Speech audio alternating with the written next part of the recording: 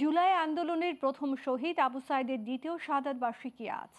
কিন্তু 2 বছর পেরিয়ে গেলেও এই হত্যার রায় কার্যকর না হওয়ায় ক্ষুব্ধ স্বজনরা। তাদের দাবি শুধু সাইদ হত্যা মামলার রায় দ্রুত কার্যকরের। আর বৈষম্যের বিরুদ্ধে এই হত্যাকাণ্ডের প্রত্যাশা পূরণ না হওয়ায় হতাশ সহপাঠীরা। রংপুর থেকে আব্দুর রহমান রাসেলের তথ্য ও চিত্রের ডেস্ক রিপোর্ট। 24-এর এই দিনে ছাত্র জনতার আন্দোলনে রংপুরে প্রথম শহীদ হন বেগম রোকেয়া বিশ্ববিদ্যালয়ের ছাত্র আবু সাইদ। 2 বছর পেরিয়ে গেছে, আবু সাইদকে হারানোর শোক কাটিয়ে উঠতে পারেনি পরিবার। প্রতিদিন ছেলের ছবিতে ধুলো মোছেন, স্মৃতিগুলো যত্নে আগলে রাখেন মা মনোয়ারা বেগম। তাঁর কাছে সময় যেন থেমে আছে 24-এর রক্তাক্ত জুলাইয়ে। এখনো বিশ্বাস করতে চান একদিন দরজায় কড়া নেড়ে আবু সাইদ ডাকবে মা বলে।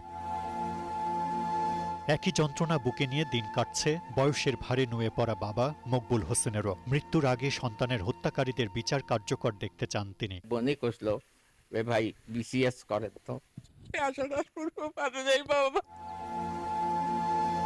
রাষ্ট্রের আনুষ্ঠানিক স্মরণে আবু সাইদের আত্মত্যাগ আজ ইতিহাসের অংশ। তবে রায় ঘোষণার পরও তা কার্যকর নিয়ে শঙ্কা পরিবারের। এই মামলার রায় দিতে এবং এই রায় কার্যকর করতে দীর্ঘসূত্রিতা যে তৈরি হয়েছে তাতে করে সন্দিহান। আমার ছেলে টাইম আছে, আর জানি ফাঁসি হয়, আমি যেন দেখি আমি যেন মরে যাই। এদিকে আবু সাইদের সহপাঠীরা বলছেন, যে বৈষম্যের বিরুদ্ধে লড়াই করতে গিয়ে আবু সাইদ জীবন দিয়েছিলেন সেই প্রত্যাশার পূর্ণ বাস্তবায়ন এখনো হয়নি। এই বিশ্ববিদ্যালয় আবু সাইদকে ধারণ করতে পারে নাই, সে আপনার এটা প্রশাসনের ব্যর্থতা। আবু সাইদ যে উদ্দেশ্য নিয়ে আসলে শহীদ হওয়ার জন্য রাস্তায় নেমেছিলেন, সেই উদ্দেশ্যটা যদি এখন হিসাব করতে যাই, ঠিক 71 থেকে যেরকম চেতনা বেঁচে খাওয়া হচ্ছে, ব্যাপারটা অনেকটা সেরকম জায়গা কিন্তু পৌঁছেছে। তাকে স্মরণীয় করে রাখতে বিগত 2 বছরে আমরা সরকার কর্তৃক কিংবা এই বিশ্ববিদ্যালয় প্রশাসন কর্তৃক তেমন কোনো উদ্যোগ গ্রহণ করতে দেখিনি। আবু সাইদ হত্যা মামলায় সাবেক পুলিশ সদস্য আমির হোসেন ও সুজন চন্দ্র রায়কে মৃত্যুদণ্ড দিয়েছে